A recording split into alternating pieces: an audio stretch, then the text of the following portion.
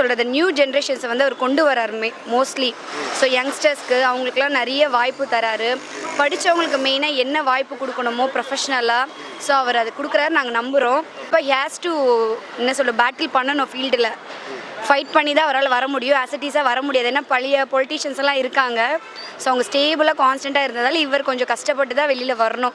ஓட்டுக்கு காசு இல்லாமல் யார் ஜெயிப்பா அப்படின்னா உங்களுக்கே தெரிஞ்சிருக்கும். டிவிகே தலைவர் கண்டிப்பாக ஜெயிக்க வாய்ப்பு இருக்குது 2026. காசு தான் அப்படிங்கிறது கிடையாதுல்ல. காசு இல்லாமல் கண்டிப்பாக நீங்கள் அடுத்த அதான் சொல்கிறேன்ல 2026 பார்ப்பீங்க. அது காசு இல்லாமல் எப்படி அரசியல் இருக்குது அப்படிங்கிறது.